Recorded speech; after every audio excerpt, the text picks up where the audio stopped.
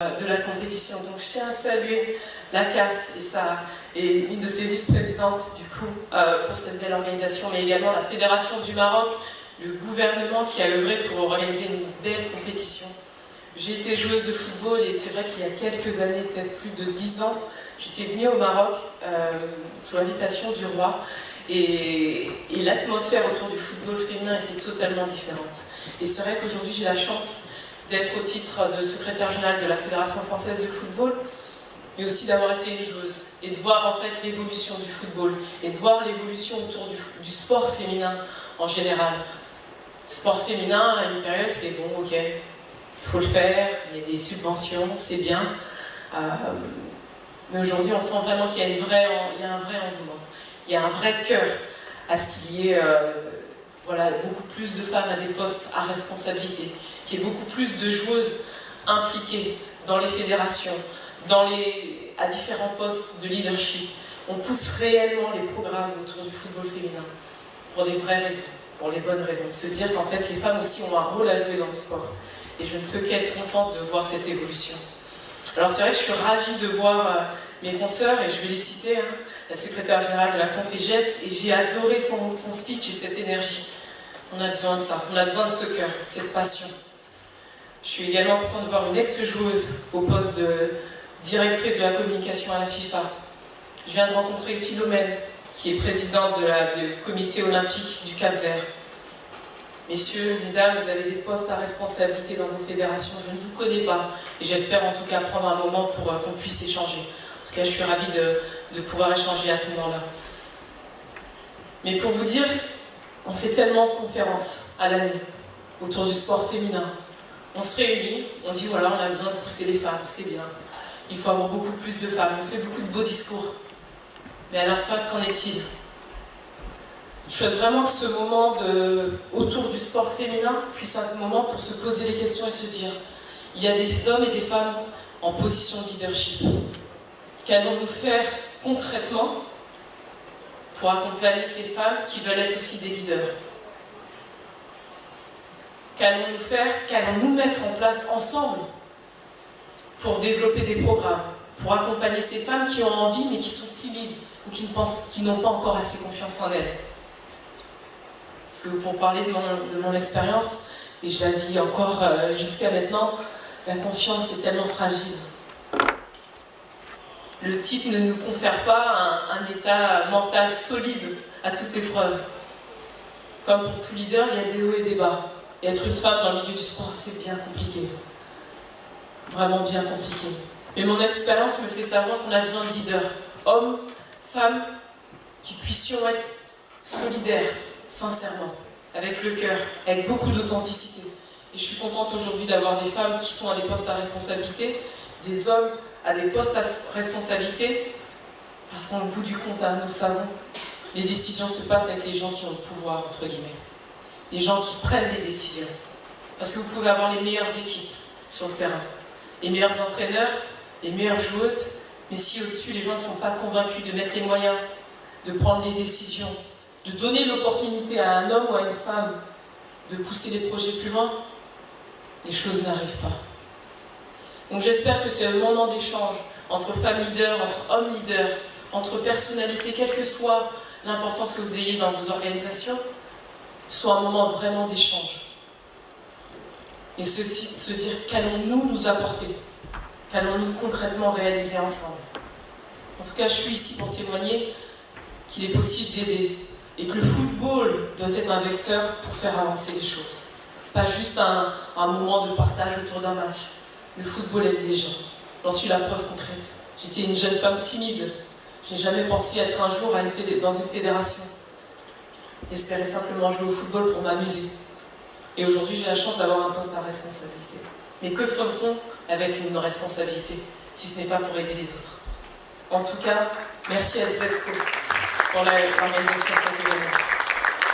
Et j'espère qu'à l'issue de cette rencontre, nous débuterons des choses concrètes. Merci à vous.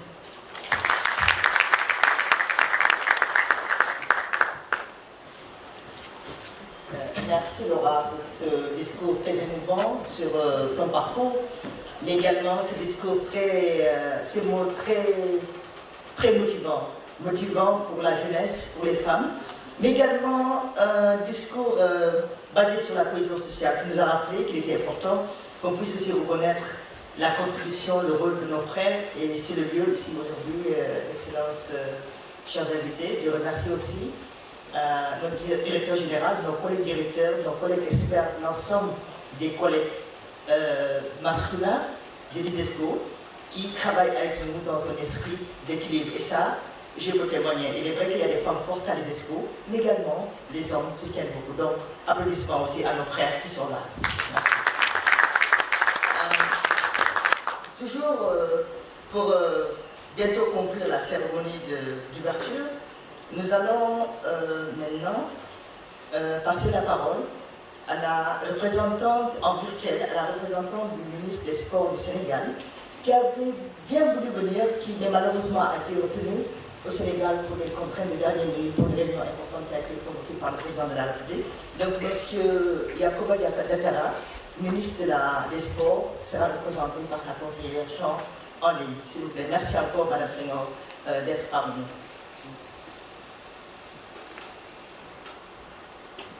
Bonjour tout le monde, j'espère que vous m'entendez très bien. Parfaitement, allez-y. Mesdames, Messieurs, distingués invités, à vos rangs et qualités, je prends la parole au nom de M. le ministre des Sports du Sénégal, M. Yacoba Diakatara, empêché.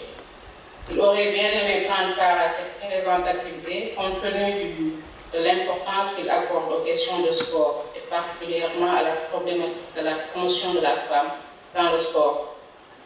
C'est pourquoi je voudrais, au nom de M. le ministre et à mon nom personnel, saluer l'heureuse initiative de l'ISESCO d'organiser ce forum qui est un haut cadre de dialogue, d'échange et de partage de bonnes pratiques pour la promotion de la femme dans le milieu du sport. Et je me réjouis de la pertinence du thème proposé qui, sans nul doute, vise à contribuer au développement du leadership féminin et à son épanouissement dans le sport. Il est aujourd'hui reconnu que le développement durable ne pourra se réaliser sans l'élimination des inégalités entre les femmes et les hommes. Et ce dessein de lier la question de la promotion de la femme, la croissance économique en vue de l'émergence et le développement durable est devenu incontournable dans toutes les perspectives des politiques économiques et sociales et d'évolution des sociétés. Aussi, les activités physiques et sportives peuvent être pour les femmes un puissant levier de promotion de leurs droits. En effet, en plus de sa dimension physique, le sport a un impact positif sur l'épanouissement personnel et social de la gente féminine. Femmes comme hommes, les Sénégalais sont connus pour être de grands sportifs. Cependant, la pratique sportive est largement dominée par les hommes.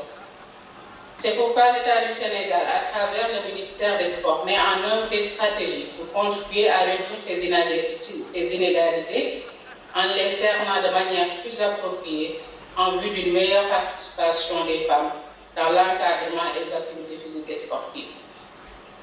Les femmes excellent dans certaines disciplines, notamment en basketball, en handball, en natation, en athlétisme, sport parfois considéré comme féminin au Sénégal. À cet égard, l'équipe nationale de basket est la plus titrée à l'échelle du continent chez les dames. Elles sont 11 fois championnes d'Afrique. Le défi majeur aujourd'hui reste la mise en œuvre du sport en faveur de l'égalité entre les hommes et les femmes, pour qu'il y ait une chance égale de participer au développement économique et social du pays et de bénéficier des retombées de ce développement dont le sport reste un vecteur très important. À ce titre, il convient de féliciter M. le directeur général de l'ISESCO pour cette belle initiative et la dynamique de large concertation qu'il a engagée avec les acteurs du monde sportif à travers l'organisation de ce forum. C'est pourquoi je me réjouis d'avance des conclusions qui résulteront de ce forum, tout en restant convaincu qu'elles constitueront un début de réponse satisfaisante pour une meilleure promotion du leadership féminin dans le domaine du sport. Je souhaite plein succès à ce forum de dialogue, de partage de connaissances, de pratiques, pour relever le défi auquel les femmes sont confrontées dans le domaine du sport. Je vous remercie de votre bien aimable attention. Merci beaucoup. Merci, Madame la représentante du ministre des Sports du Sénégal. et au plaisir de collaborer avec la République du Sénégal pour les prochains Jeux olympiques de la jeunesse qui seront organisés en 2026, Inch'Allah, si Allah nous donne santé. Laura parlait de l'importance d'interagir avec les hommes.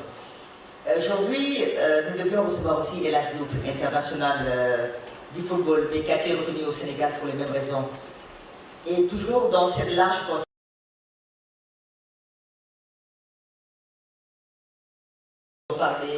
la représentante du ministre des Sports du Sénégal, Didier Drogba, international du sport, a tenu à nous envoyer une vidéo hier à 1h du matin, me disant « Ramata, dis au directeur général de l'Iesisco que j'aurais voulu être présent, mais le temps est assez serré, mais la prochaine fois, ma présence est assurée à l'Iesisco pour renforcer la présence des femmes. » Didier a un parcours très spécifique, vous en parlez des femmes pionnières, mais également il est pionnier, parce qu'il a pratiqué le sport amateur pendant des années. Didier n'est jamais passé par des centres de formation jusqu'à ce qu'il accède à cette carrière fabuleuse en matière de sport au niveau international, mais également jouant un rôle très important pour la consolidation de la paix en Côte d'Ivoire, en Afrique et dans le monde. S'il vous plaît, la parole est à Didier Drogba virtuellement. Merci. Applaudissements, s'il vous plaît. J'espère que vous passez un agréable moment. Je tiens tout d'abord à remercier l'Iesisco et son directeur général, le Dr Salim Mohamed Al-Malik, pour cette importante initiative sur femmes et sport. Alors j'aimerais ensuite vous dire que si j'ai tenu à répondre positivement à cette invitation, c'est d'abord en raison de l'importance que j'accorde en tant que sportif et footballeur international à la question du sport comme moyen incontestable de cohésion sociale et de développement, comme j'ai pu le prouver durant ma carrière. Le sport comme fondement d'une bonne santé physique, mentale et nutritionnelle, mais aussi de bien-être est encouragé fortement pour les filles, pour les adolescentes et aussi bien sûr pour les femmes. Alors en parlant des femmes, des jeunes, je touche directement à la deuxième raison qui a motivé ma participation à cette importante activité. Les femmes qui représentent nos mères, nos sœurs, nos épouses, constituent un trésor, une richesse qui permet aux nations de se forger tous les rêves possibles, car étant le socle sur lequel se déploie l'avenir.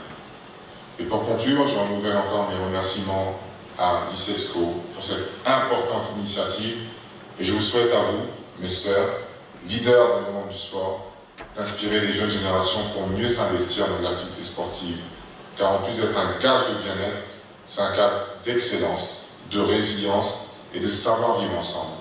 Je vous remercie et à très bientôt. And that concludes our opening ceremony. Ladies and gentlemen, what a wonderful beginning that we had at today's forum. I would like to thank of all the wonderful speakers who have made their intervention to mark our opening ceremony. Ladies and gentlemen, excellence is the best investment any society can make, is the investment on children. And ISESCO believes in youth, adolescents and children, their development, harnessing their power. And what can be the better tool than sport? Through our rehabilitation of vulnerable children through football program across 4 countries, ISESCO has launched this initiative to empower the most vulnerable children of our societies. Let's have a look.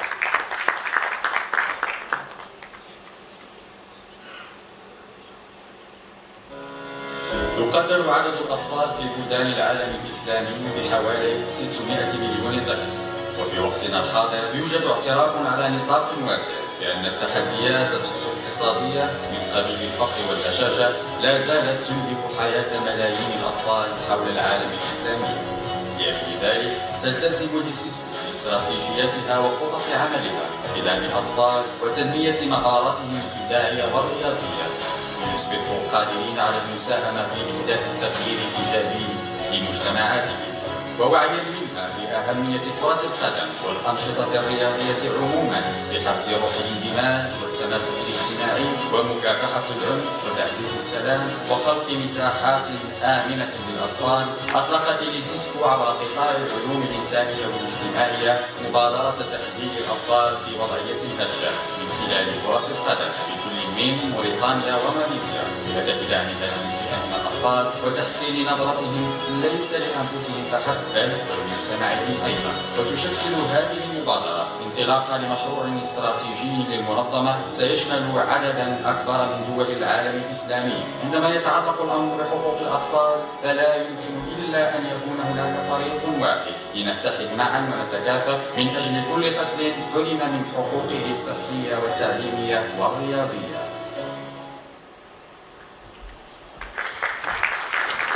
We now move to our intergenerational dialogue, and as this video rightly has given the message that the single best investment moving forward we can do is on youth and children. And we have young people joining us today, both online and in person, excited to hear and learn from our amazing panelists that we have for the intergenerational dialogue. May I please call my colleague Aliyun to join me on the stage to convene the intergenerational dialogue. And meanwhile, ladies and gentlemen, please put your hands together for our wonderful panelists, the luminaries of women in sports, Mrs. Kaisnat Ibrahim, Vice President, CAF, to join us. Mrs. Filomena Cortez, IOC member, President of Cape Verde National Olympic Committee, to join us on the stage. And last but not the least, Mrs. Hani Thilaja,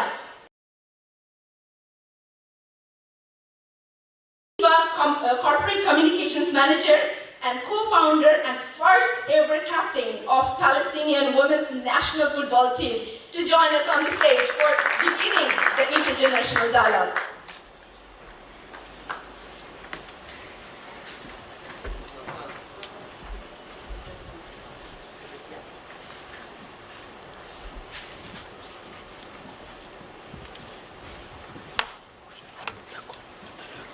Once again, let's put our hands together for these amazing luminaries in sport.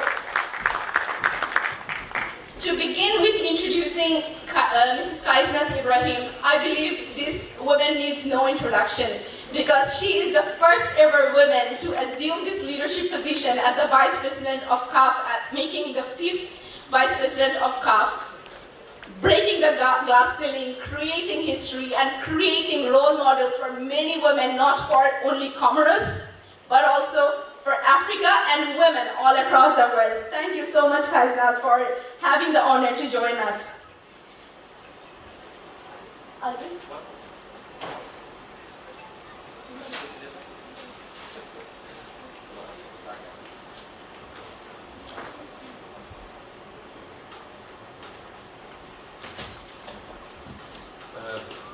Mesdames et Messieurs, Excellences, bonjour. L'expérience fait la différence, dit-on. Et d'ailleurs, ce beau proverbe est repris par un autre joli proverbe africain qui dit « L'adulte assis sur le sol peut voir plus loin qu'un jeune monté sur un arbre ». C'est pour cela que l'Éisisco, dans le cadre de ses activités, prône toujours ce qu'on appelle le dialogue intergénérationnel pour permettre un échange d'expériences entre des personnes dont le parcours peut inspirer les jeunes. Donc, nous l'avons fait dans le cadre de notre programme de formation sur la paix. Nous allons le faire encore aujourd'hui avec ces dames très inspirantes qui vont aujourd'hui avoir des discussions avec des jeunes leaders qu'on a sélectionnés. Donc, pour commencer avec Madame Kaisnat Ibrahim, et après on va présenter les autres speakers, nous avons une de nos ambassadrices, jeunes ambassadrices de la paix du Comore. C'est une belle coïncidence, une Comorienne qui pose une question à une Comorienne. Donc, Madame Faïznat Islam, qui fait partie de la promotion de LTX 2022, qui va poser ma première question à Madame Kaisnat. Et après, nous allons avoir une jeune professionnelle de l'Éisisco, donc Fatima Chaïma, du secteur de la communication, qui va poser la deuxième question. D'accord? Donc, Faïznat est avec nous par Zoom. Voilà. Avec la belle écharpe de Youth Peace Ambassador. Faïznat, vous avez la parole. Salam alaikum. Merci beaucoup pour l'invitation. Merci beaucoup à l'Éisisco. Je ne vais pas être longue. Ma question va directement droit à Madame la vice-présidente Kaisnat Ibrahim. Madame, vous avez commencé votre carrière comme businesswoman et vous avez pu gravir les échelons jusqu'à la plus haute niveau de la gouvernance régionale du football, un secteur très dominé par les hommes. Et étant la première femme du continent à devenir vice-présidente de la CAF, à quoi ressemblait votre parcours? Merci.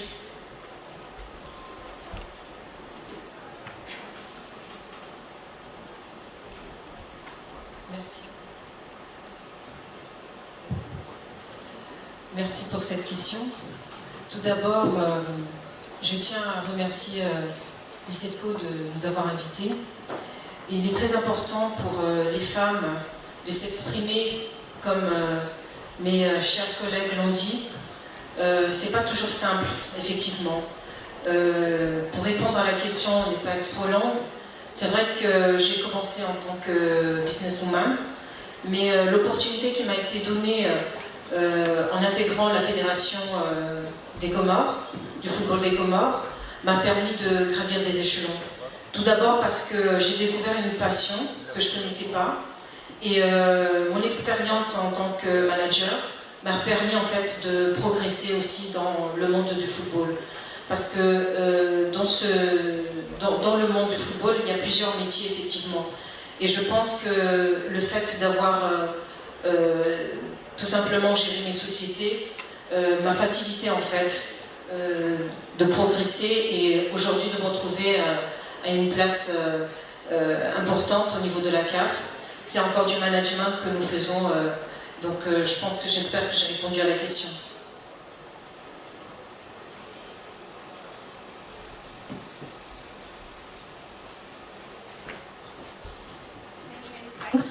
We now have Shaima from Communications to ask the next questions. Shaima.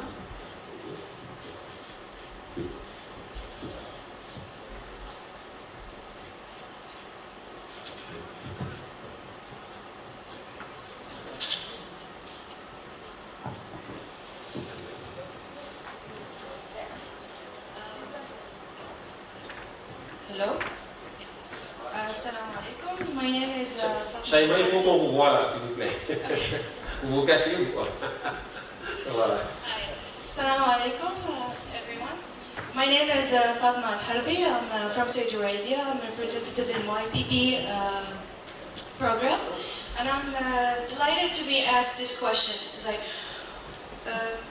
what would be your advice to younger generation on developing some key personal traits to become a leader in sport industry? That is addressed to you, Mrs. Translation.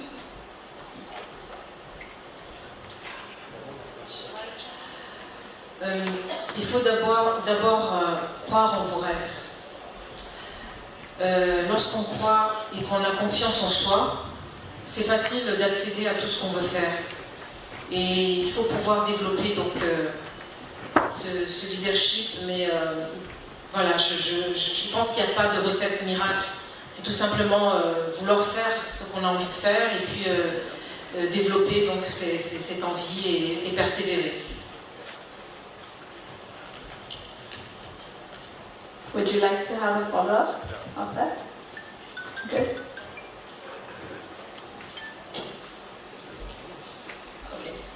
All right, great. Moving on to our next speaker in the intergenerational dialogue, Mrs. Filomena Fortes. This is impossible to define or give an introduction of this woman in one word or one line, because she has been an active change maker from the grassroots till the highest decision-making table at the IOC. Filomena Fortes is part of the organizing committee of the upcoming Los Angeles Olympics of 2028. And she makes huge difference from the grassroots of Cape Verde to the highest level at IOC. We have the questions for Mrs. Filomena. Ali? To ask the question to Mrs. Filomena, we have one of our young leaders from Cameroon who is also with us, Kiaret Kizimsman, who is part of the 2022 Leadership Training in Peace and Security Youth Peace Ambassadors. Kiaret, vous voulez bien poser votre question, s'il vous plaît, à Mme Philomena. Et in the meantime, peut-être si vous avez quelques commentaires par rapport aux deux questions qui ont été posées, Mme Roni et Mme Philomena, si vous avez quelques commentaires sur les deux premières questions qui ont été posées, vous pouvez y aller, en attendant que Pierrette prépare sa question. Bonjour à tous. Vraiment, je suis ravie d'être ici. Merci l'Iésiesco pour cette invitation. Pour répondre à la dame là, qu'est-ce qu'on doit faire pour le leadership? Il n'y a pas de recette. C'est-à-dire que tu dois être toi-même, mais je pense que le plus important, nous, enfants, on doit avoir beaucoup d'informations, information aussi. Parce que je pense que uniquement l'information nous libère. L'information nous permet d'aller plus loin. C'est ça que je dis pour être un leader. Bon, je travaille avec toute mon équipe au comité olympique et je suis toujours avec elle. C'est pas on doit être devant, non. On doit être toujours ensemble. Et vraiment, j'ai écouté Laura. Et le sport nous a donné tout, qu'est-ce qu'on veut. Une personne timide qui ne peut pas... Vraiment, Laura, j'ai apprécié beaucoup ton discours parce que pour moi, le sport m'a donné tout dans ma vie. Tout. Qu'est-ce que je suis? Je vais vraiment au sport. Merci. Okay, thank you. Merci beaucoup, Philomena. Mrs. Honey, if you have something to add to the questions, otherwise we just pass to Pierrette. Ok, thank you. Alors Pierrette, vous êtes avec nous, donc vous allez poser votre question à Madame Philomena du Comité international. Bonjour Pierrette. Bonjour monsieur. My question goes to Madame Philomena. Reflecting on your personal journey, how do you think your journey with Olympic changed your life and helped to influence the people around you?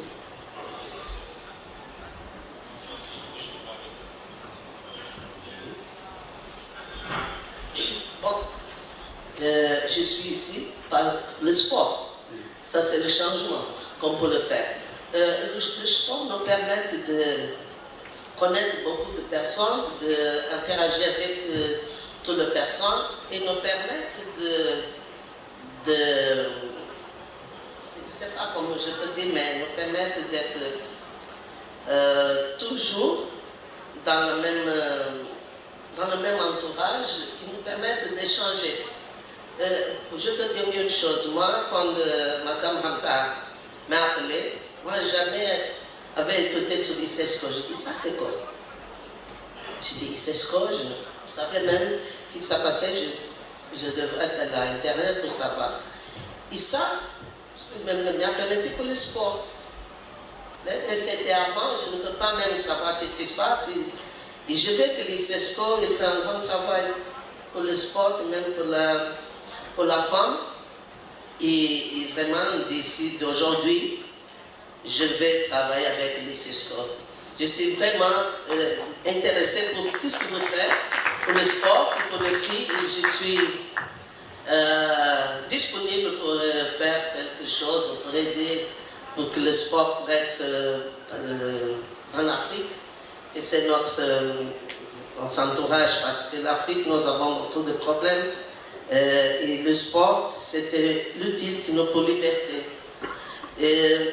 J'ai des histoires, ma première fois, parce que j'étais président de la fédération de handball du Cap-Vert. Et j'étais au Cairo pour une conférence. J'entrais dans la salle, il y a quelqu'un qui me dit, Madame, vous êtes trompée de salle. J'ai dit non, je viens pour faire une conférence sur le sport. Non, vous êtes trompée de salle parce qu'ici, c'est la conférence des hommes. On va parler de sport, mais uniquement pour les hommes. Je dis, mais j'étais invitée pour être ici. Je suis la présidente de la fédération de handball du Cap-Vert. Il y a quelqu'un qui me dit, mais au Cap-Vert, il n'y a pas de hommes. Pourquoi vous venez représenter le Cap-Vert? Et c'est quelque chose qui m'a choqué vraiment. Et je dis que à partir de ce jour, je serai plus intervenant dans le sport, il peut faire que plus de filles pourraient être dans le sport et profiter de dire je suis ici. Parce que je pense que la place de la femme, c'est où elle est faire, c'est où il est avoir son passion et faire tout qu'il veut. Je ne sais pas si je répondais pas à la question. Ça va? Oui, madame. Oui, ça va. Oui, parfaitement. Je pense que quand on voit son visage lumineux, je pense qu'elle a été très inspirée. Et d'ailleurs, je pense qu'il ne pourrait pas en être autrement parce que le Cap-Vert nous a toujours produit vraiment des femmes leaders exceptionnelles. Je pense notamment à Mme Césaria Evora, la reine de la Morna, qui a inspiré le monde par sa belle musique. Merci beaucoup encore. Donc nous allons passer au prochain speaker, donc la prochaine jeune leader qui va poser la question, qui est dans le cadre du programme des jeunes professionnels de l'Iésiskó, mademoiselle Reiza, qui nous vient de Guinée-Bissau, et qui est dans le cadre du programme jeunes professionnels. Il faut vous montrer là, il faut qu'on vous voit. Hein? Je suis là. Voilà. Bonjour à tous et à toutes. Bonjour les directeurs, monsieur le directeur général, chers invités, on vous rend respectifs. D'abord, je fais partie du programme des jeunes professionnels. Je m'appelle Raïza Ramatoulaye Yassi. Ma question s'adresse à Mme Philomena Fortich. Ma question s'adresse à Mme Philomena Fortich. En tant qu'une femme de la société, au début de votre carrière, avez-vous fait des faces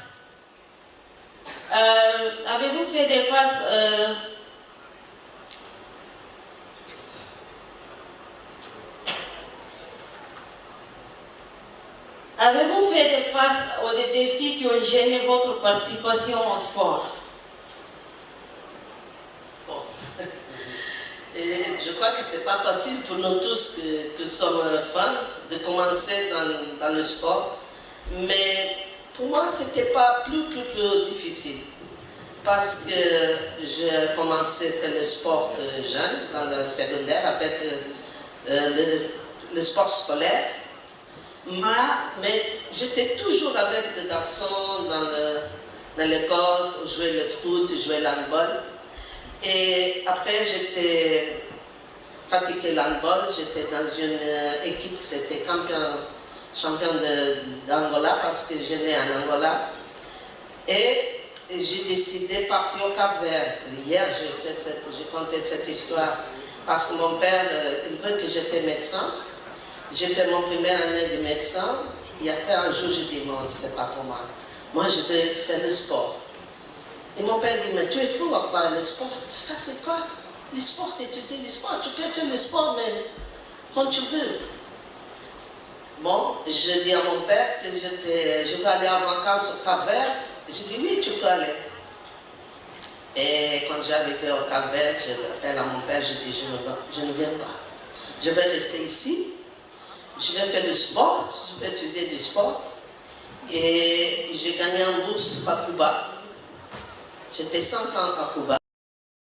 Et bon, je pense que c'est le monde du sport. J'étais vraiment fait beaucoup de choses. Et après, j'ai fait mon master, mon PhD, tout dans le sport. J'étais la première femme présidente d'une fédération. Je suis l'unique femme au Québec, c'est le PhD in Sport.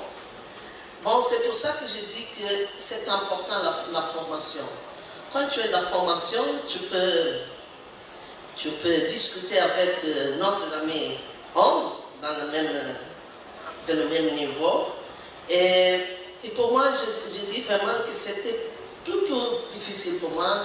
Je viens d'être après le président du comité olympique du Cap-Vert. Mais toujours poussé pour un homme. Toujours. Pas pour une femme, mais toujours pour un homme. Le président de la fédération capverdienne de foot. C'était mon ami, c'est lui-même qui m'a dit, Philomène, allez-y, tu peux être président du comité olympique. Dans le premier jour que j'étais au comité olympique, j'ai pleuré. J'ai dit, moi, qu'est-ce que je fais? Moi, je n'ai pas de course de président du comité olympique. Comment on va le faire? J'ai dit, bon, c'est bien que j'appelle quelqu'un qui savait plus que moi. Et je l'ai appelé au CIO, j'ai dit, moi je veux aller à Lausanne pour apprendre quelque chose. Comment je devais faire pour être président du comité olympique? Et bon, maintenant je suis membre du CIO et je profite vraiment d'aider toutes les femmes pour être dans mon côté. Parce que je pense que c'était l'heure de passer le témoignage, non? Pour dire, bon, viens avec moi dans mon côté. Merci. Thank you so much, Madam Philomena, for your wonderful answer. Now moving on to our next speaker, Haniteldia. She's a co-founder of women's football in Palestine and the first ever captain of the Palestinian women's football national team. But that definition does not limit her, because Hani is the person who keeps breaking all the limits and all the barriers. Hani is the synonym of the empowerment of women through sports and in sports. Currently working in FIFA, Hani is the first ever Arab woman to obtain FIFA Masters and the first ever Arab woman to be working at FIFA as well. Ladies and gentlemen, we have Haniteldia and the questions.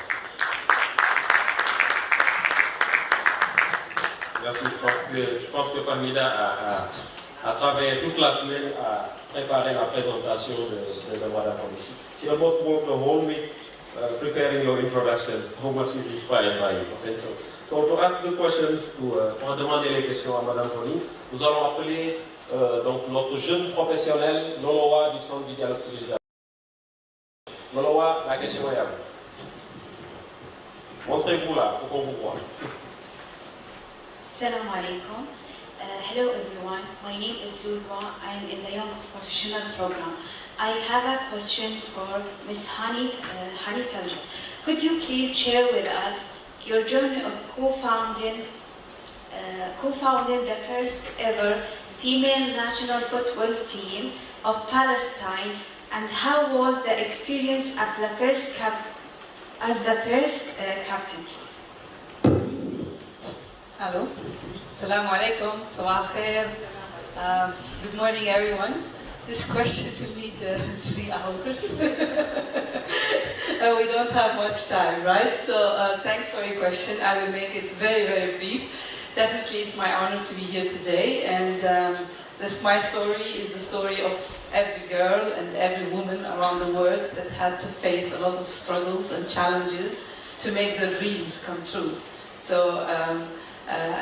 And that's one of the stories that I have, growing up in a very complex situation, not only the political barrier, but the social, cultural barriers as well, in a context that we believed that tomorrow might never come.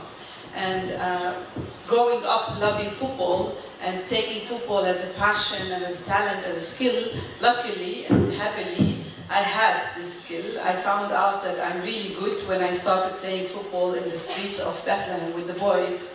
I realized that, wow, I can play well and I can also beat the boys. And at the beginning, of course, they didn't accept me, but afterwards when they saw that I'm good enough and I'm skillful and I score goals, of course they started fighting to which I could belong to. And of course the struggle started from there, because the community was against it, my parents was against it, especially my dad. You have a dad story, she has a dad story. I also have a dad story who's very patriarchal, thinking about the mindset that girls should study, sit at home and support their mom, and etc. So this is the stereotype and the prejudices that our cultures are imposed on us as girls. But I didn't accept this, and I didn't take a no for an answer. Why? Because I had 2 brothers, and the 2 brothers were allowed to go to the streets to play football, but not me. So I kept asking my dad why it is okay for them to go to play football and not me, and he never had a good answer. And when you don't give me a good answer, I never listen.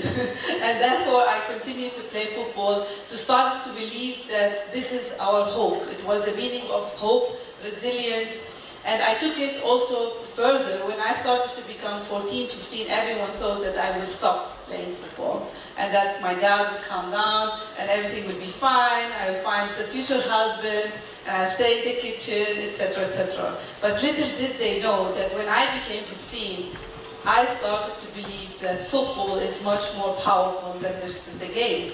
As a Palestinian, started to be a symbol of hope, a symbol of dignity, a symbol of identity, because as Palestinians we struggle with our identity and recognition around the world. And I thought football is the way to bring us together, football is the way to put us on the map, football is a way to give us hope in the midst of destruction, death and despair. And that's where we started to found the women's national team, bring all the girls together from the refugee camps, from the disadvantaged areas, from villages, etc., to bring them together in one spirit, the spirit that you talked about, Mr. Director, the spirit of sports, to bring those people together to believe that tomorrow will come, that tomorrow will bring hope, and tomorrow there is a bright future. And that's football, what it's given me at that moment, in the middle of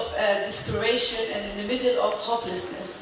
And that's why we started with the whole national team, believing that we could take it further. And there were FIFA come with the support, with the 15% that at that time they used to give to member associations. We got the acceptation for the member association to say yes to start a women's national team. So we started a women's national team against all the difficult circumstances to ensure that women can empower the whole of generation, and women have the right to play as men regardless, and also to show the world a different message about Palestinian people, about women, that we love life and we want to live it abundantly regardless of all the difficult circumstances. So the challenges were huge, but with one dream and one opportunity we managed to make it happen and to make the impossible possible. Thank you so much for these inspiring words. I understand now why my colleague Fahmida has been all week speaking about you. Thank you so much. So we would just like to note the presence of His Highness Muhammad Sanusi, 14th Emir of Kano. Welcome, Your Highness, and thank you for everything you have been doing for women empowerment in northern Nigeria. So the next question. السؤال القادم باللغة العربية، وندعو سفيرة السلام عزيزة العزال لتطرح سؤال إلى السيدة عزيزة. السلام عليكم ورحمة الله تعالى وبركاته.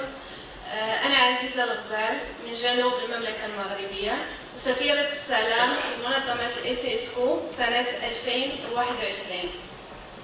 السؤال موجه للسيدة هنا. غالبا ما نتحدث عن كون التمثلات الاجتماعية والأفكار المسبقة تحد من طموحاتنا نحن كنساء. إذا ما الذي جعلك تتجاوزين كل هذه التحديات وتتغلبين على الصور النمطية للمرأة في المجتمع؟ شكرا. Shukran jazilan. A very good question. I answer in English, is okay? To break the stereotypes and the prejudice was not easy at all. And I think I was born as a rebel, that's not accepting what's going on and not taking it as a status quo. I realized that I had a talent. I needed to show it to the world. And I saw that it's a good talent and it's in football. And at that time, I had nothing besides football, because I grew up in a very modest family, 2 brothers and 2 sisters in one small house. And we didn't have any other means to express or to play with, or, in our free time and out of school. And football was my only mean just to get out and express my childhood, I would say, regardless of how I grew up in the war zone, in conflict zone, etc. So, believing that this was my only hobby, my only talent, my only skills, gave me the strength to challenge a whole of society, starting from home and getting out of home.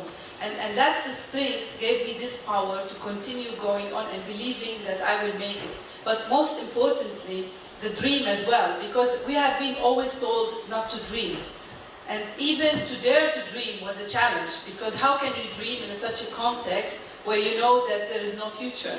But dreaming that one day I want to make something with football helped me a lot. But of course, the hard work, also building the network around you, finding the people to support you, because alone we cannot make it. You have to build a network to support you, to support your dream, and to go your path and to go forward. So it was also a team effort to become to where we are today, and also not accepting the denial, not accepting that people tell you no, because they can always tell you no. They can always tell you it's not possible. They can always tell you don't do it, and you can't do it. How it's possible? When I wanted to study the FIFA master, everyone laughed at me. They said, this is not possible. You know that how much expensive is this, and you know it's outside Palestine, you need visas, you need all this. How do you even think about it? I said, I only want the FIFA master. And then, of course, after my injuries and my football career, I wanted to go further, and I started with the FIFA master, and I managed to get a scholarship and study at the FIFA master. And after the FIFA master, then I got the chance to work at FIFA. And everyone was just in denial, thinking, how is that possible? Because when they laughed about it, I said, you will laugh later. Everyone at that time told me, if you follow the ball, it will not take you anywhere. And when I became where I am today, everyone said, oh wow, now we know why you followed the ball. So my message here is, from the streets of Bethlehem, against all the difficult circumstances, to the world stages of FIFA, because of a dream, because of hope, because of determination, because of perseverance, because of resilience, and because believing in the network that we have to bring together to achieve our goals and dreams. Thank you. Merci, thank you very much. So just to wrap up our intergenerational dialogue with the three inspiring women that we have here, I think the youth leaders today were really happy and very lucky actually to have this moment of exchange.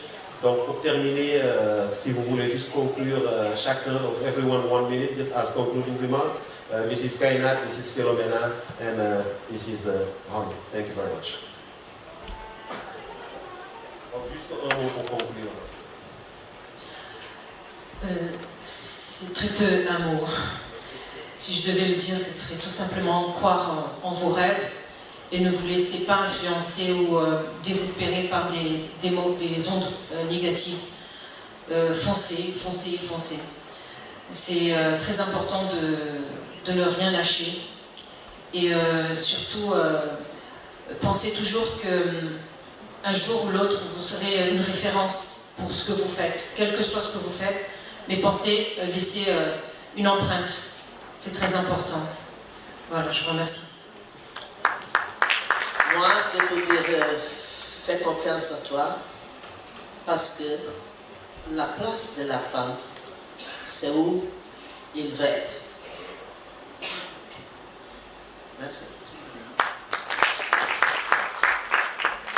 In the past, I used to always send a message to the girls to say, you know, believe in yourself, empower yourself, dream more, dream big. But actually, my message has changed, because all those girls, they have dreams, they have ambitions, they have potentials. My message is for politicians, for leaders, for people in power, for people in positions, to give opportunities to those girls, to open the doors for them, that they can excel and show their potentials everywhere around the world. Thank you.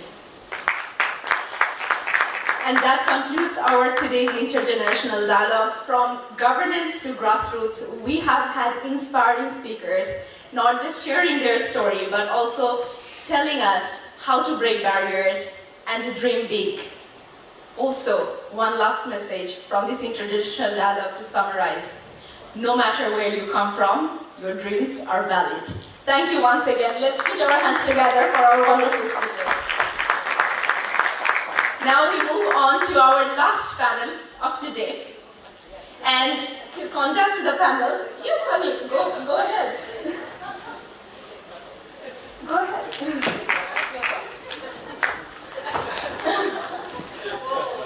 Woo, right across the goalpost.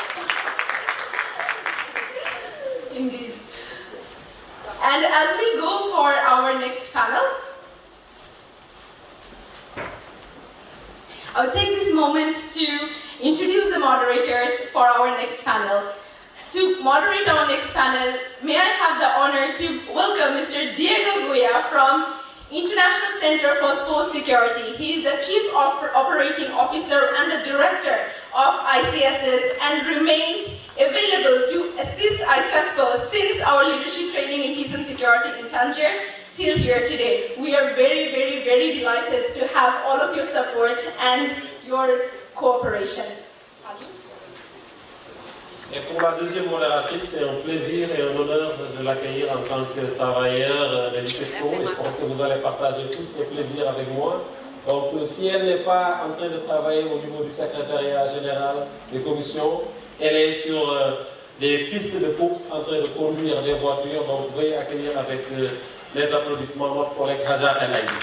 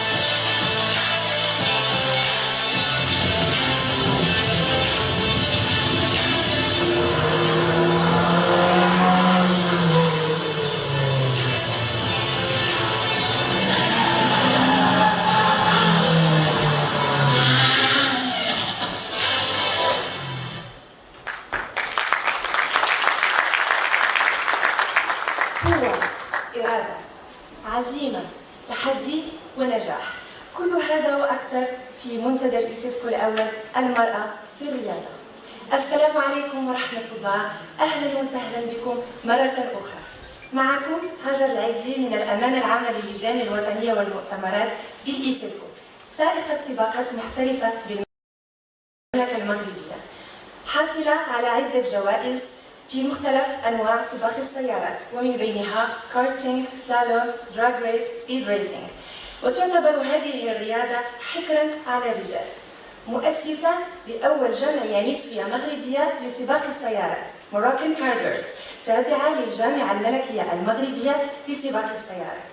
وإنه لمن دواعي سروري أن أسير هذه الجلسة مع السيد ديوغو غيا مدير المركز الدولي للأمن الرياضي، فليتفضل مشكورا.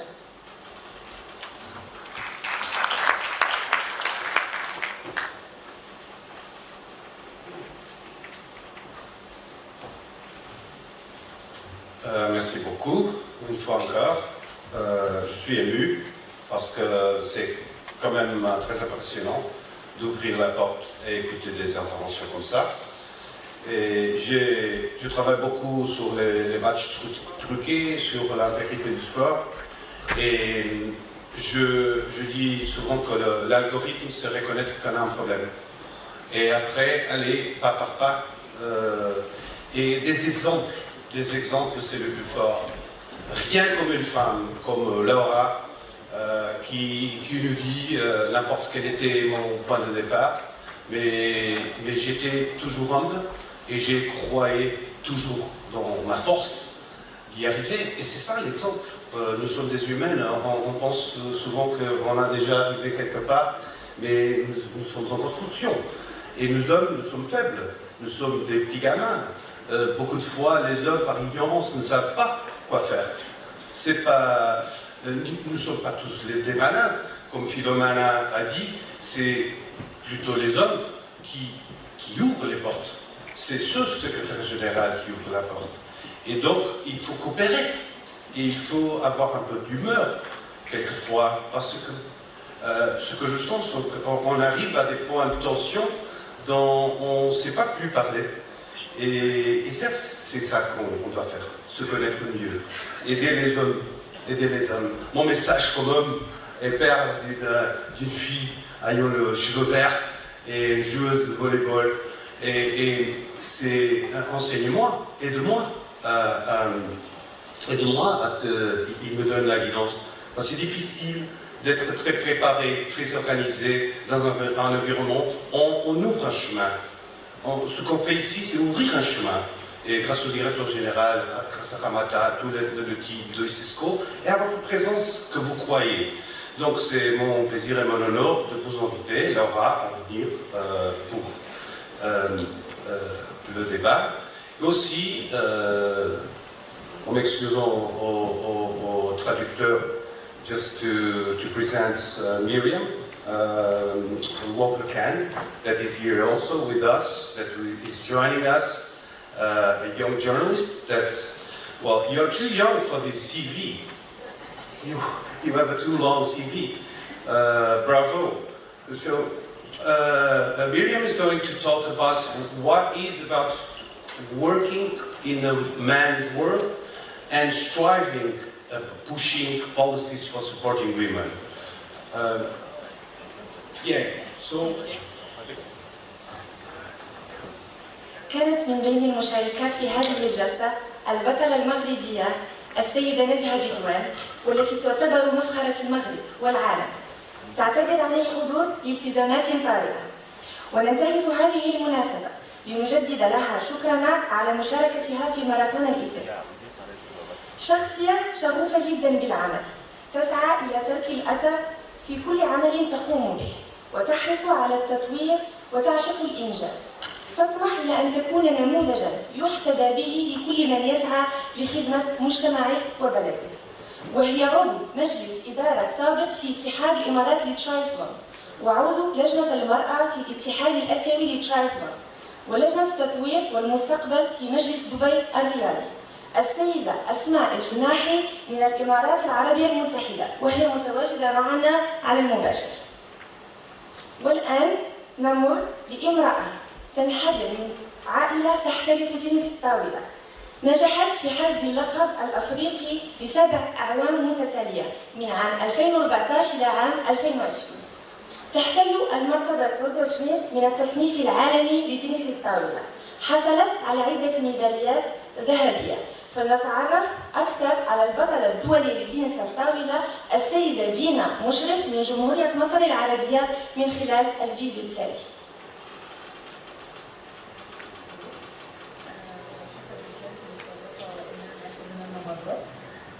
كلاعبة تنس طاولة دولية عشان نتكلم عن أهمية تمكين المرأة الرياضية. بشكر طبعا الإيسيسكو على دعوتي وعلى المبادرة بتنظيم أول منتدى لإبراز المرأة الرياضية. أنا بقالي دلوقتي تقريبا 20 سنة أو أكتر في مجال الرياضة، رياضة تنس الطاولة. والحمد لله أنا حاليا مصنفة رقم 1 على أفريقيا، ومصنفة من أول 30 لاعبة على العالم. الحمد لله السنة اللي فاتت كنت في قائمة فوربس 30 under 30 أكتر 30 شخصية مؤثرة تحت سن 30 سنة. الحقيقة أن يعني من خلال طريقي في الرياضة أنا أكيد تعرضت لمواقف كتير وصعوبات كتير، بس في المقابل أنا اتعلمت حاجات كتير وتعلمت قيم أساسية في الحياة، من أهمها طبعا الالتزام، المثابرة، إن الواحد يضحي علشان يوصل للحاجة اللي هو عايز يوصل لها عشان ينجح. وطبعا أكيد برضه اتعلمت أهمية تمكين المرأة وتشجيعها عشان توصل لأي حاجة هي عايزة توصل لها. فمن خلال مبادرة النهارده أنا مؤمنة إن إحنا إن شاء الله مع بعض نقدر إن إحنا نكسر أي حواجز موجودة، نتخطى أي صعوبات، بحيث إن شاء الله يبقى في مستقبل أفضل للمرأة الرياضية.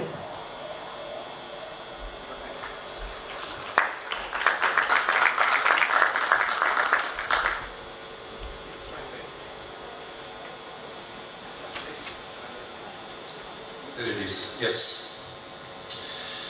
Let me be very practical. It is a real honor to know you. I know you already both. Studied a little bit. But I'm going to challenge you to reason with us, to try to find here some ways to help young leaders, young youth leaders to make their way. It's very tough when you reach a point and you have to explain to others how did you do it. Well, Annie did it in one way, Philomena in another way, Louisette in another way, you did your way. And this is very this distinguished factor, but there are common problems. And one striking thing for me was we had the first International Year of Women in 1975, in Mexico First Conference. And then there was decided the decade for the United Nations for Women, 76-85. Then in 1976, the first MINAPS, which is the meeting of high functionaries of sports worldwide, decided the recommendation 12 on women. We are here in 2023, and I still struggle to protect and open ways for my daughter. She's 18, because the conditions are not the same. You don't depart in the same way that boys. And so, I will start for you, Laura. It's curious that you don't have any animosity towards the others. You are very positive in the way you build your narrative. You say, I'm here to tell you about what I'm doing, but not against. How do we diminish this tension and promote a believer path? So convince people that you have to, rather than name and shame, you have to name and fame, and have examples like you. You are the first Secretary General of the French Federation, I think a woman, and that is incredible, no? Second, nevertheless, what is, in your opinion, the path we should follow? And this is too slow, as you said. We don't implement measures. The Commission now launched last year a very comprehensive paper, and for the first time we feel an action plan. And with communication, I will come here then to mirror. What is your take? How can we speed up the pace? Tu peux répondre en français, naturellement, je m'excuse. I can speak in English or French, it's up to you guys. Peut-être français, c'est plus familial, okay. Je dirais. On va parler en français du coup. Alors comment on peut faire pour avoir plus de femmes, et j'aime parler au-delà de la femme, de parler de diversité pour les postes à responsabilité. Je pense qu'on ne peut pas forcer les gens déjà à imposer que ce soit une femme ou des gens avec des origines différentes, avec handicap. On ne peut pas forcer les gens s'ils ne sont pas convaincus de la nécessité, de l'importance d'avoir des gens qui ne leur ressemblent pas. Parce qu'en fait, en général, on aime réunir les gens qui nous ressemblent. Les statistiques le montrent, je ne les ai pas en tête, pour dire qu'en fait on se rassemble parce qu'on se ressemble. Est-ce qu'il faut forcer les hommes ou d'autres personnes à imposer des femmes? Je n'y crois pas. Maintenant, il y a des moyens pour accélérer le fait d'avoir effectivement des femmes autour de la table. On appelle ça des quotas.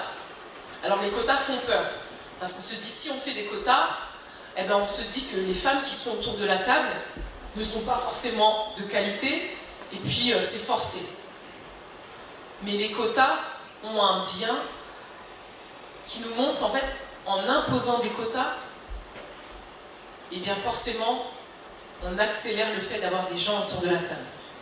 Alors ça ne veut pas dire que ces femmes ne sont pas de compétences, mais ce qu'on fait savoir aux leaders, il va falloir accélérer les mecs. Mettez des femmes. Ça a été le cas en France dans le milieu politique, il y a quelques années, où ils ont demandé des quotas de représentation de femmes dans les instances politiques. Ces femmes étaient compétentes.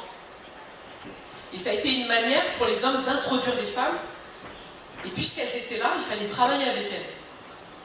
Et ce qui est arrivé, c'est que ces femmes étaient compétentes. Donc les hommes se sont dit, bah ouais, elles sont compétentes. Et après, les quotas ont été retirés. Parce qu'en fait, les gens étaient conquis, parce qu'ils ont travaillé avec elles. Ils ont vu que c'était des femmes compétentes, l'atmosphère était différente dans les prises de décision, dans les discussions. Donc ça a été une manière, grâce aux quotas, d'introduire les femmes. Et après de les retirer, Parce que naturellement, les gens se sont rendus compte qu'elles étaient comme des hommes ou qu'elles étaient simplement des personnes qui pouvaient apporter leur regard. Donc je dis qu'il y a une manière d'accélérer avec les quotas. C'est une opportunité d'introduire. Et puis après, les femmes font la différence en étant qui elles sont. Ça, c'est une chose.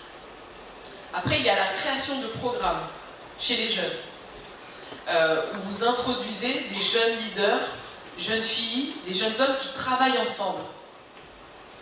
Parce qu'en fait, il faut se rendre compte que si vous imposez des femmes ou d'autres minorités ethniques ou d'âge dans des groupes, ça ne veut pas dire que vous leur laissez la chance de s'exprimer. Parce qu'on peut faire des quotas, mettre des gens dans un groupe, mais si vous ne leur laissez pas la parole, à quoi servent-ils? Et je vois avec l'expérience que j'ai que parfois autour de la table de décision, les gens n'osent pas dire ce qu'ils pensent. Parce qu'ils ne pensent pas qu'ils ont la légitimité de parler, parce qu'ils n'ont pas forcément le cœur à parler, parce qu'on ne leur donne pas forcément la parole. Donc il faut aussi qu'il y ait une conscience. Il y a un chiffre, c'est impressionnant. C'est qu'au niveau de la decision making, des femmes ont un pourcentage de 14%. Mais au niveau de l'exécutif, c'est plutôt balancé, équilibré. Donc c'est exactement ce que vous venez de dire. Par exemple, pour la fédération, sportive en France, il faut avoir 30% de femmes dans le comité exécutif, ce qui représente environ 3 femmes dans un comité exécutif. En 2024, il faudra être 50-50. C'est une manière où on veut accélérer.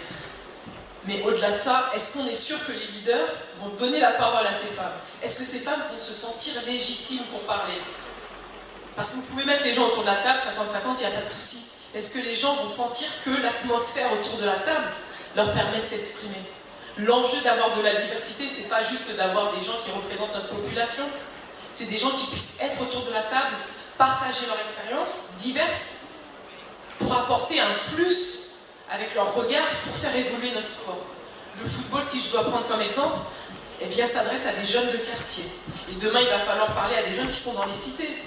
C'est l'actualité aujourd'hui. Certaines filles dans nos quartiers ne jouent pas au foot. C'est une réalité, même en France. Les jeunes aiment le football dans les jeux vidéo. Qui parle à ces jeunes? Il y a des jeunes qui connaissent le jeu vidéo. Pas nos anciens, pas moi. Je ne joue pas forcément aux jeux vidéo, mais ce sont des jeunes, d'autres personnalités qui connaissent le jeu vidéo. Pourquoi il faut de la diversité? Parce qu'il faut que les gens comprennent pourquoi on veut de la diversité. Je ne vais pas vous dire prenez des femmes pour des femmes, mais vous allez me dire mais c'est pas crédible, tu es une femme donc tu veux des femmes. Non, prenez des femmes parce qu'elles ont une connaissance différente du football. Prenez des athlètes parce qu'elles comprennent ce qu'une athlète a besoin. Prenez une personne en situation de handicap parce qu'elle va vous faire comprendre que dans vos stades, eh bien, il n'y a pas assez d'accès pour des gens en situation de handicap visuel, des handicaps physiques. Prenez des gens issus de la diversité des quartiers, parce que le football, il faut le parler aussi pour les gens qui sont dans le quartier. Il faut que les gens comprennent pourquoi ils ont besoin de tout le monde. Tant que les gens ne comprennent pas, ils ne prendront pas ces décisions. Il faut toucher les cœurs des gens pour que ce soit une réelle raison pour eux d'avancer. On ne peut pas leur imposer parce qu'ils se sentiront forcés. Donc ça, ce sont l'ordre de nos discours ici, je vous le fais savoir, mais ça c'est de l'information descendante. Donc vous allez dire, elle nous donne des leçons.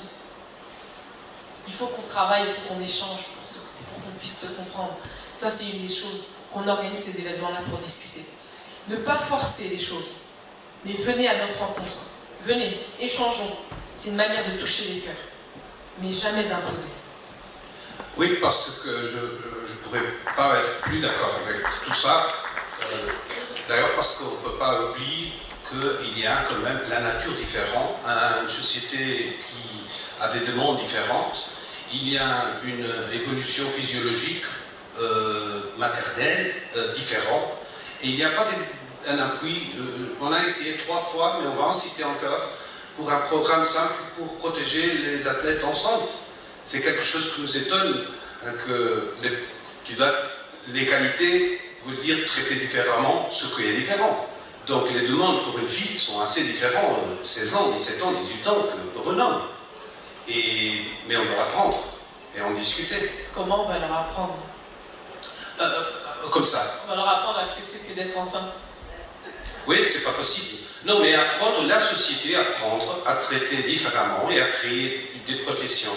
C'est un peu, je change en English because it's my lead to pick up with medium, which is the awareness. I think most people don't realize that you have a problem. If you don't recognize that you have a problem, like I like very much the algorithm of the Alcoholics Anonymous. It's very famous. You know, the first step for the cure is to acknowledge you have a problem. And I think most societies haven't acknowledged yet that we have a problem.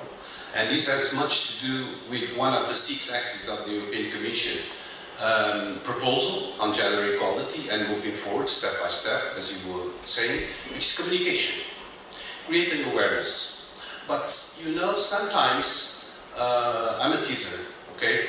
And sometimes I read some lines of promotion of gender equality that are against men, and that creates me a problem, you know, because I'm not a feminist, but I'm matriarchal.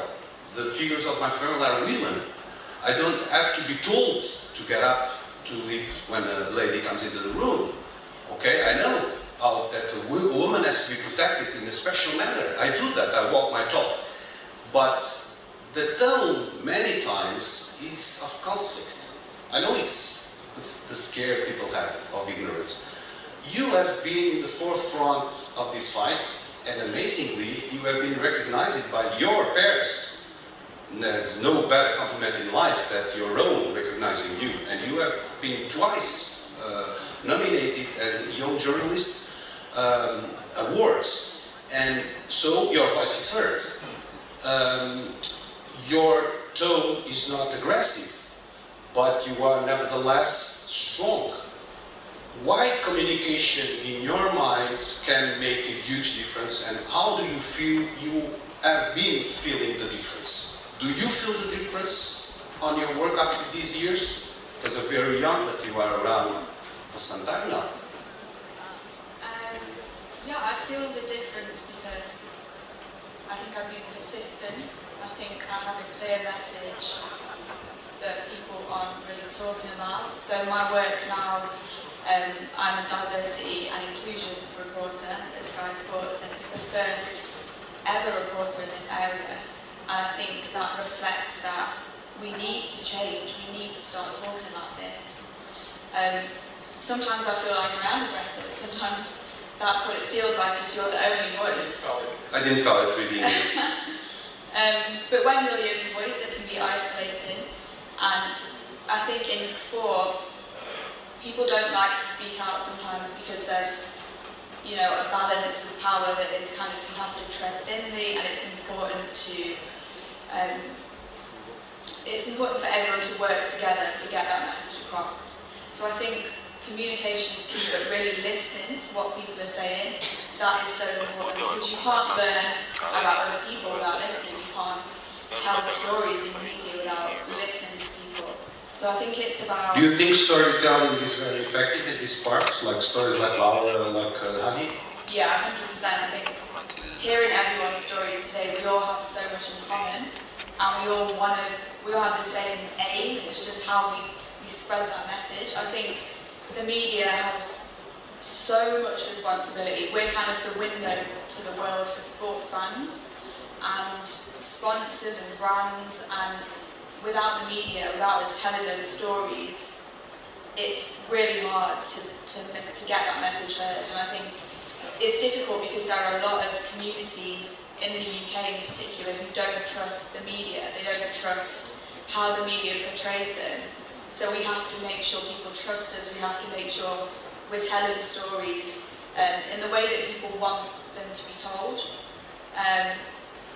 So yeah, it's difficult, but I think if you can, I feel a responsibility to tell stories of people, because then people get to know individuals. You know, you hear stories, Honey in particular, I hear Honey's story, and I feel like I'll remember that speech forever, because I also have a dad's story. I also grew up playing sport with loads of boys, and you were inspired by stories of others? Yeah, 100%. I think I feel very lucky because I grew up doing athletics, track and field, so I was a sprinter, and it didn't feel like there was an inequality. I played a bit of football, but again, my school was really good at football, so I didn't really feel the imbalance of inequality until I got into the media, and I was always the only woman in the room, the only woman half Pakistani, the only woman who wasn't white, the only, probably the youngest person by 20 years, and then I felt lonely for the first time in my whole life. So I think hearing people's stories is so crucial to telling people's stories. Like you have to all, you have to connect with people, and I have to make sure my audience connects with the stories I'm telling. Now imagine you're in London and you got out, you're driving in the road and you're just beaten harsh from behind or left by a Mr. Sunak. Okay? And he really apologized. I'm very sorry, right? Okay, and he wants to say, okay, you have an opportunity now to make something right. Not recovering my car, but now you have 5 minutes with Prime Minister Sunak, and he is begging for you to forgive him, so he's open to anything you ask him. What is your priority? What do you ask him, since you are a pioneer, you are the first? Secretary General made the first, you are the first with a role, with that position. So what in your mind you would immediately tell him, Mr. Prime Minister, what you have to do is this? I think first of all I'd ask him for money, not just because he's a billionaire, but because women's sport does not have the funding it needs, and you see, we can't do anything without the right opportunities and funding. So, for example, in the United Kingdom, or England in particular, the football team, pretty much every player on the team is white, whereas you look at France, and that team is incredible, it represents everyone. You know, when you're an artist from Martinique, like, it just represents the whole of France. And in England we have a real problem. We're a very multicultural society. There has never been, at senior level, an Asian woman in the England squad, even though we're a huge percent of the population, or a Muslim player. There has never, I think in the Euros there was like 3 black women in the whole squad. And I was watching France play, I think it was Iceland, in Rotherham, which I want to hear you say it again, because when you said Rotherham it was crazy. But so they were playing in Iceland, and I looked at the football pitch, and the French team obviously was amazing, it's very multicultural. The Icelandic team had a black woman on the team, and that was more visual diversity on that team than the England team, and that really shocked me that Iceland had more diversity than England. So you look back to the reasons, sorry to go to Rishi Sunak. You learn by seeing. If we are exposing people to other experience, we learn. 100%. And this is what we men are asking. Please guide us. So the main reason that in England it doesn't represent the nation is because the money in women's football and girls' football in particular does not exist. So we have regional talent centres, like 50 across the United Kingdom, and they are really far from the inner cities where there is more diversity and more cultures. So it's kind of like the rich kids, the kids with parents who can drive them for an hour, they can access these areas, but anyone else, they can't just, you know, I came from a single parent family, my mum did not drive me to training every day, I have to get the bus and the train and everything. So if you don't have parents who are able to provide for you, you don't have it. So in women's sport, the funding is not there. In boys' football and academies, they'll get a taxi, a bus to go to training. It doesn't exist in women's football, so funding is key. I would love to start a new debate now, because I was in government in Portugal, and my obsession in relation to support grassroots sports is transportation and mobility. But let me take this chance, this opportunity to say to the political leaders, to governments, to federations, we need investment in gender balance. We cannot make omelets without eggs, so we need to invest. Isisco investment. This is all dedicated to this subject. This is what we need to do. Replicate good practices. One of the 8 axes of the European Commission for gender balance in a very comprehensive report of 2022 is financing sports organization, create budgets with a gender perspective. So Mr. Sunak hopefully will open the pockets for you and your car is not too damaged. Laura, Monsieur Macron, quand même, il bouge pas si vite, mais il bouge quand même au milieu de Paris et un accident devient, et il vous le reconnaît, c'est une figure publique bien connue. She was very, very tough. She was in the center defense. And, donc, qu'est-ce que maintenant la même situation, plus ou moins, on a 5 minutes pour dire à M. Emmanuel Macron qu'est-ce qu'il doit changer. Quand même, vous avez le ministre du sport. Femme. Oui, en termes de représentativité dans le gouvernement français, on a beaucoup de femmes à poste à responsabilité. Je ne suis pas là pour donner quelques recommandations au président, mais actuellement, ça ne serait pas un message pour le président. Je dirais simplement un message pour les gens qui sont en poste à responsabilité. C'est surtout ça, qu'en fait chaque leader a l'opportunité de faire bouger les lignes. Je le disais tout à l'heure, ce sont les gens qui ont du pouvoir, qui ont cette responsabilité de pouvoir donner les actions à mener, d'encourager les actions, de pousser certains projets en investissant un pourcentage, oui, sur le football féminin, oui, sur le sport pour les personnes en situation de handicap, et aux leaders autour d'eux de donner de la bienveillance pour que les gens se sentent à l'aise pour pouvoir dire les choses. Quand les gens se sentent libres de dire les choses, les gens sont vrais et disent ce qui fonctionne et ce qui ne fonctionne pas.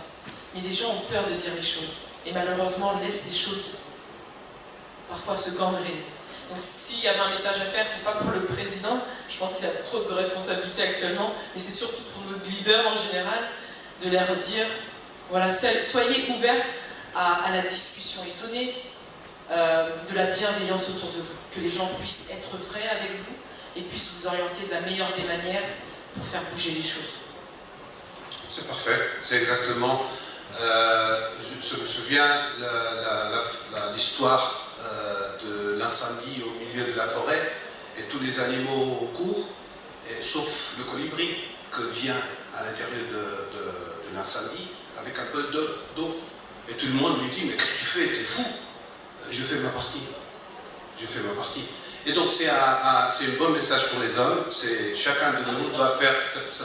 Oh mais femmes, hein, parce qu'il y a des femmes leaders aussi. Oui, hein. oui, absolument. Mais je dois quand même dire que je crois qu'il y a plus d'obligations aux hommes qu'aux femmes. Si je remarque, moi, mon père était ingénieur, ma mère professeur. J'ai eu des conditions que d'autres n'ont pas eues. Donc mes obligations sociales sont plus larges que les autres. C'est comme ça que je vois le monde. Il y a un équilibre qu'il faut aux hommes de récupérer, et pas vous laisser, parce qu'il y a la question physiologique, la question naturelle, et donc on ne peut pas mettre des femmes à faire des hommes. On doit créer des conditions pour protéger les femmes. Simone Biles a fait peut-être le meilleur speech quand elle a dit « vous n'avez pas protégé ». C'est ça notre obligation. maintenant on a en ligne un invité, je te passe la parole. عندي سؤالين للسيدة أسماء الجناحي من الإمارات العربية المتحدة. انطلاقا من خبرتك في مجال الإدارة الرياضية، كيف يمكن تمكين المرأة لممارسة أدوار قيادية في المجال الرياضي في المستقبل؟ والسؤال الثاني، من خلال مسيرتك المهنية، ما هي برأيك أكبر العقبات التي تواجه ريادة المرأة في المنطقة؟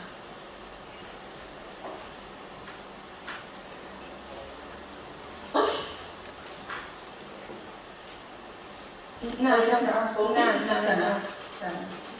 شكرا جزيلا لك الأخت هاجر، أنا سعيدة بتواجدي معكم اليوم.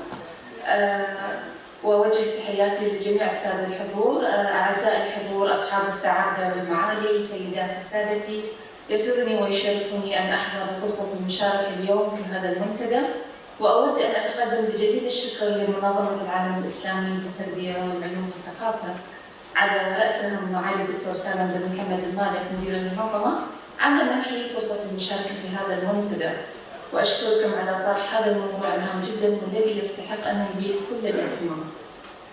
أرجع لسؤالك أخت هاجر، قلتي لي انطلاقا من خبرتي في مجال الإدارة الرياضية كيف يمكننا تمكين المرأة لممارسة أدوار قيادية في المجال الرياضي مستقبلا. من وجهة نظري أن على المرأة أن تثق بكافة إمكانياتها وأن تبادر بممارسة دور فاعل في الأندية والمؤسسات الرياضية ومجالس الإدارة.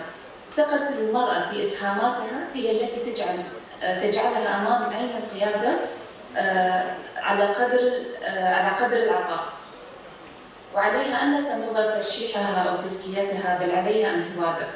المسؤولية اليوم تقع على المرأة لتدفع في اتجاه التواجد على هذه الساحة، واليوم أكثر من أي وقت مضى نرى رياضيات وإداريات إماراتيات وأيضاً عربيات تتوفر فيهن كل مقومات النجاح بشتى المجالات. وأنا مؤمنة أنه عندما تتم ترجمة قيم التعاون والتسامح والمنافسة الشريفة التي نتعلمها في الميادين الرياضية، عندما نحولها إلى قيم مؤسسية سنبني جيلاً جديداً من الإداريات والقياديات النسائية. وبالنسبة إلى سؤالك الثاني، سألتيني عن بعض التحديات أو العقبات اللي تواجهها رياضة المرأة في المنطقة.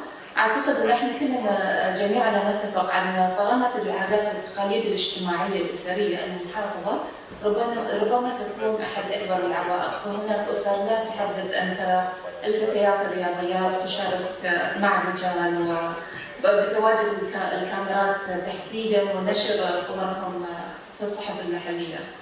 قد يكون أيضا نقص المدربين والمدربات المؤهلين لتدريب النساء بشكل خاص، عدم وجود أقسام مخصصة لممارسة الرياضة في المدارس والكليات، عدم وجود فرص كافية لتوظيف المرأة في المجال الرياضي. ولكن من وجهة نظري أن العامل الأهم هو الإعلام، فعدم تركيز الإعلام على البطلات المحليات بشكل كافي قد يكون له أثر سلبي.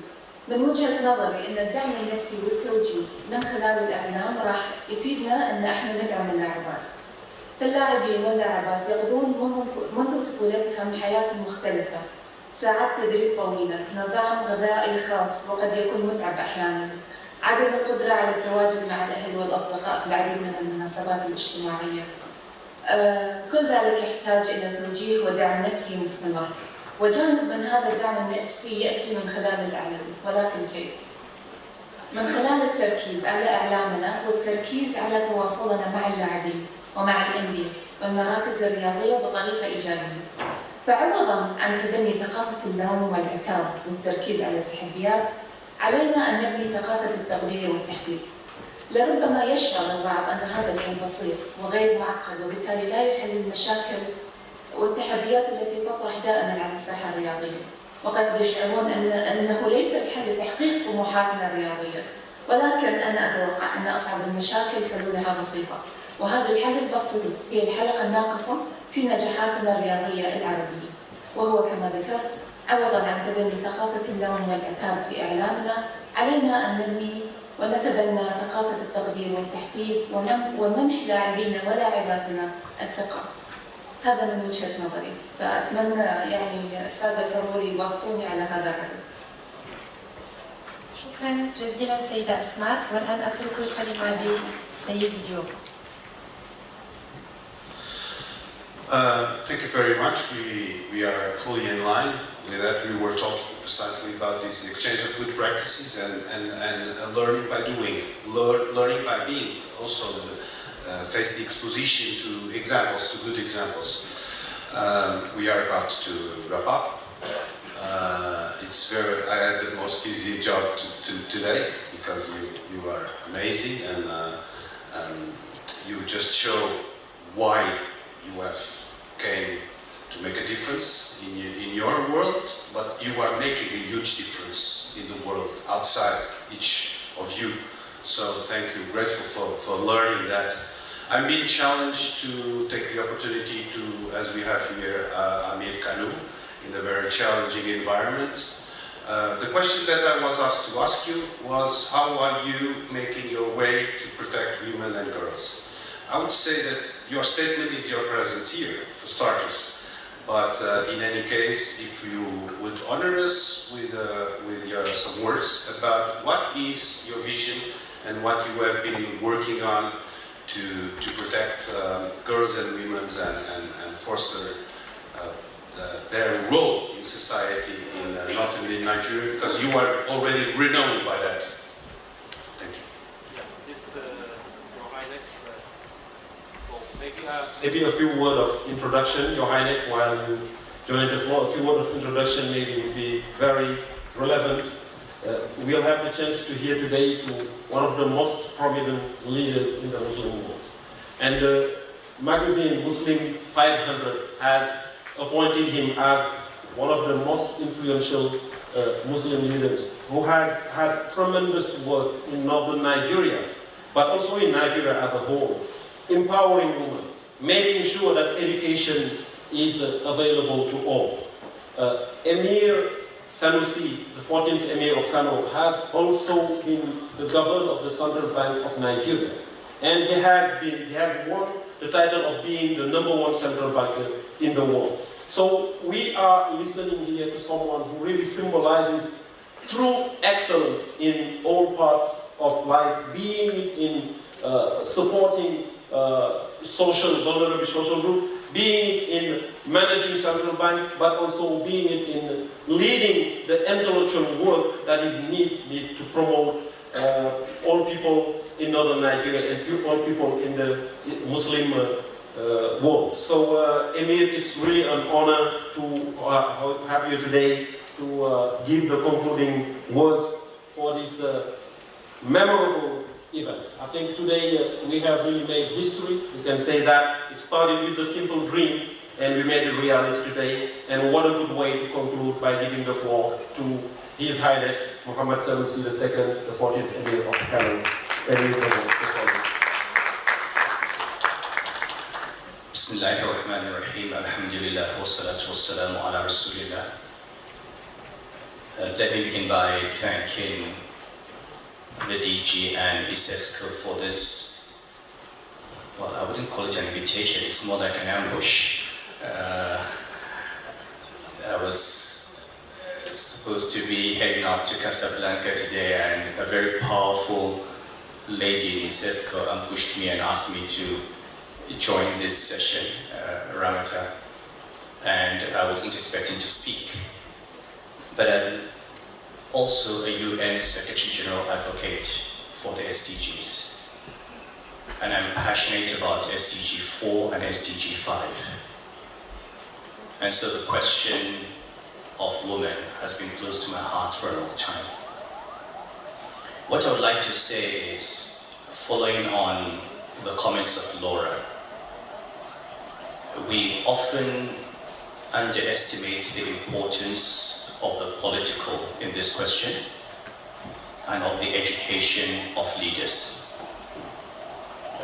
One visionary leader who understands diversity makes a complete difference to the way nations operate.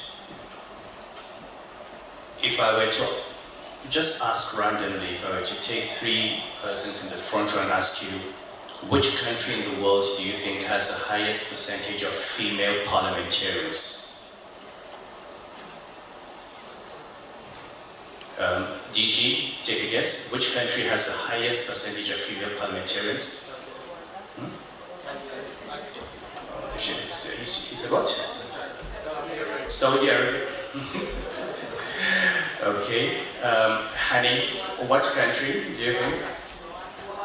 Okay, it's Rwanda, 64%.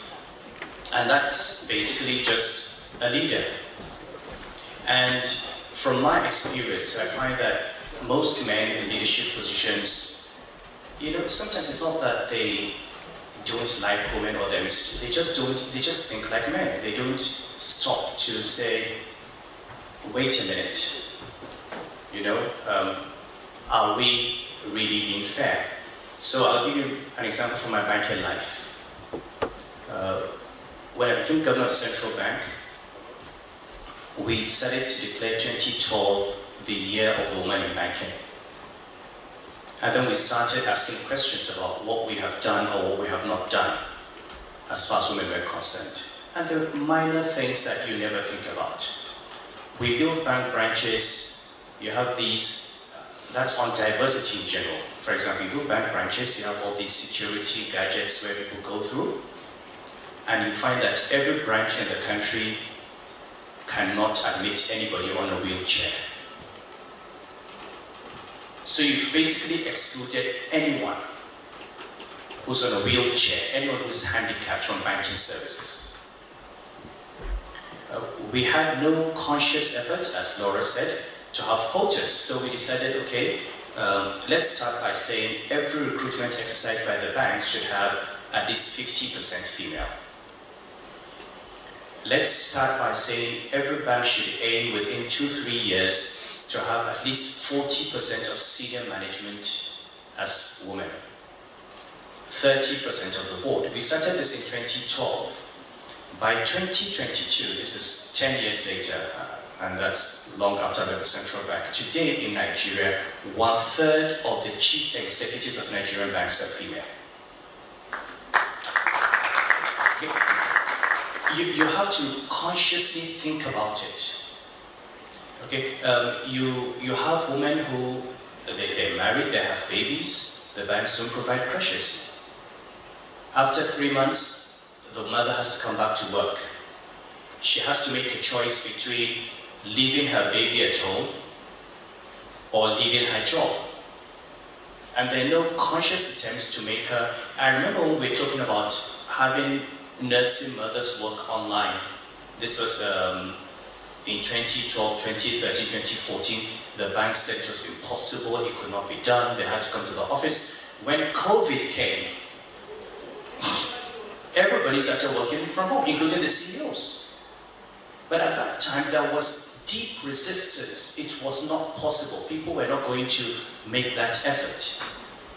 You tell, you have a female staff, she has to travel all over the world, she has a baby, you make no arrangements for her to travel with her. So you need leaders who consciously say, what are the bottlenecks, what are the things that block women get in the way? And politics is very important.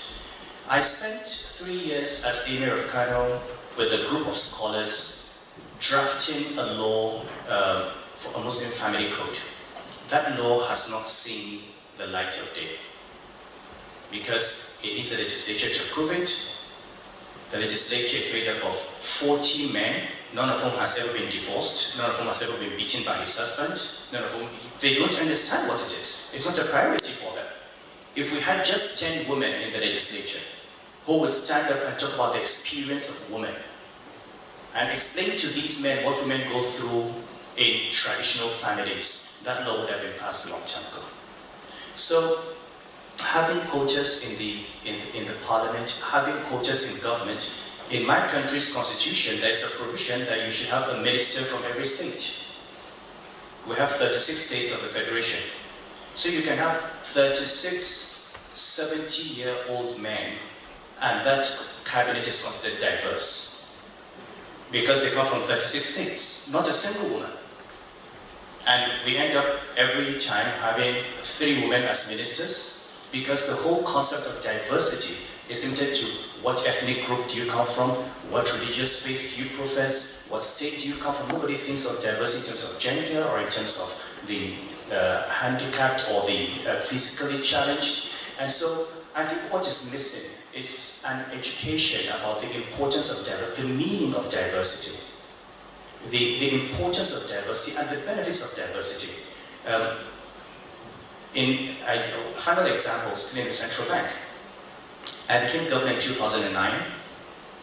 The central bank was set up in 1959, so I became governor in its 50th year.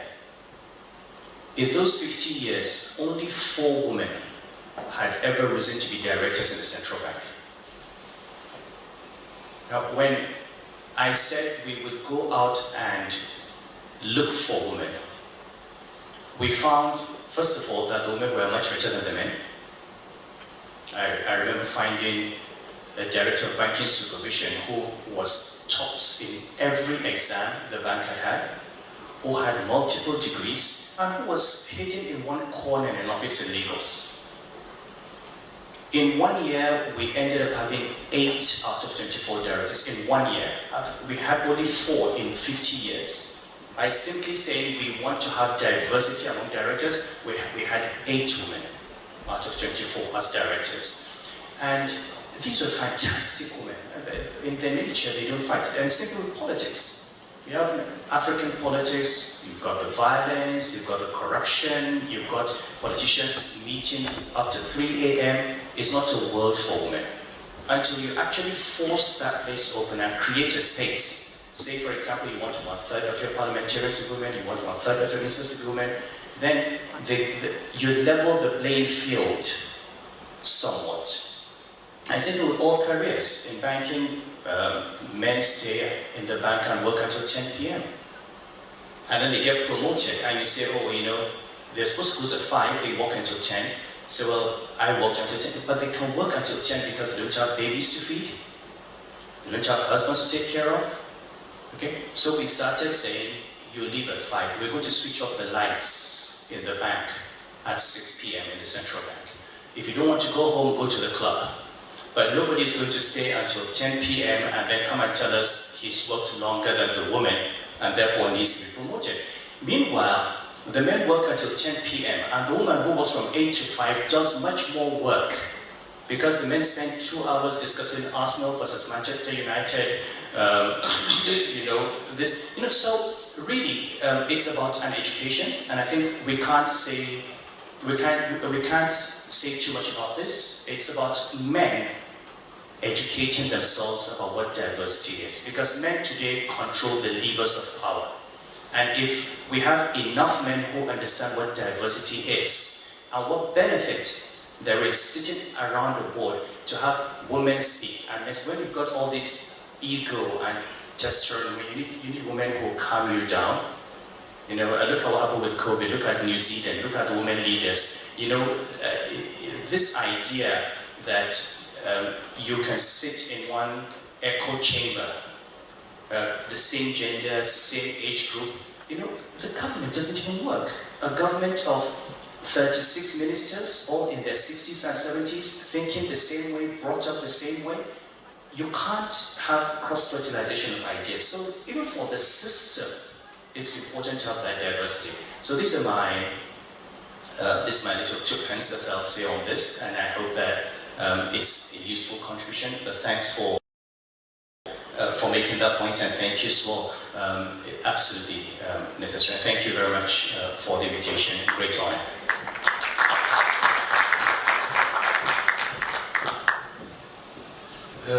Dear Amir, I have to say 2 things. The first, you have the most beautiful shoes in the room.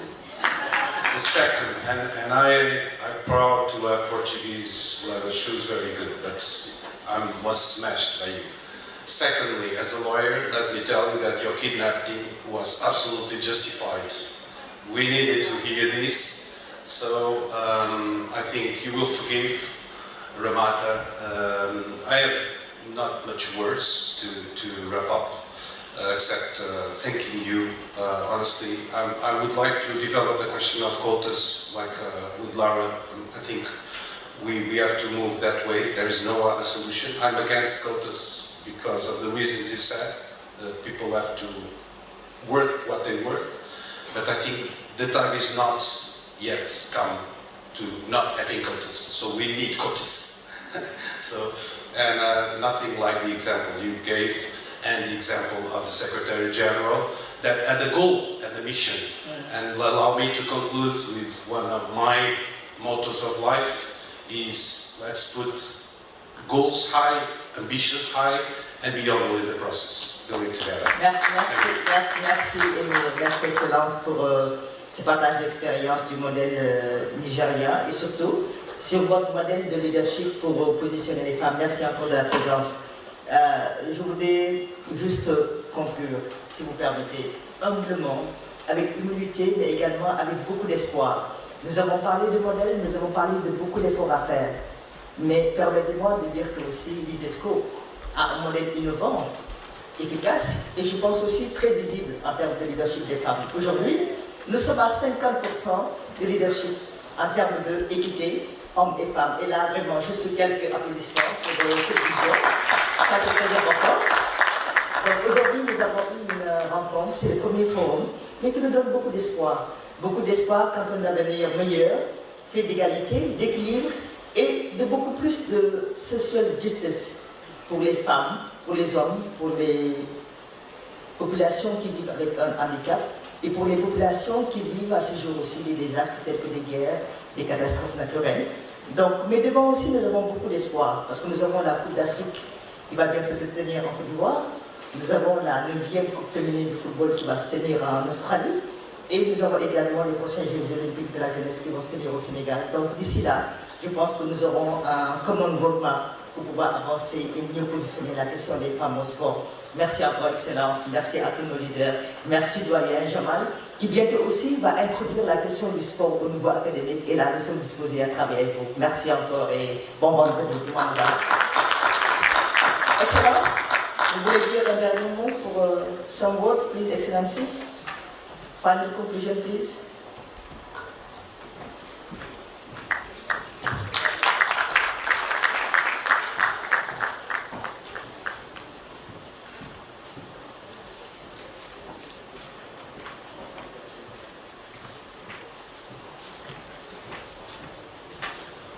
I just really want to thank all the speakers who enrich our forum today. And let me tell you one thing, that in ISISCO today, we have 50% of our leadership are women who really brought light, quality, and outstanding work. The other thing is that we moved into having ISISCO to promote our youth. So today we are close to 30% of our workforce are youth who are below the age of 30. And this is really have brought a lot of life, energy, plus putting sport as one of our main pillars. Once again, I would really welcome all of you. We are open. Any sort of collaboration, we are open to collaboration. Whether with the French Football Federation, the Emir of Kano, the Palestinian,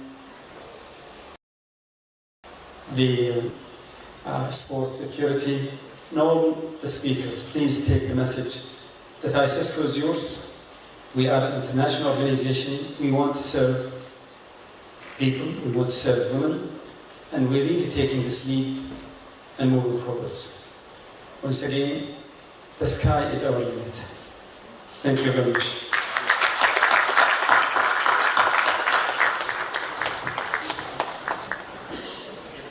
I would request His Excellency to remain on the stage so that all of our rest of the speakers can kindly join us on the stage for the group photo.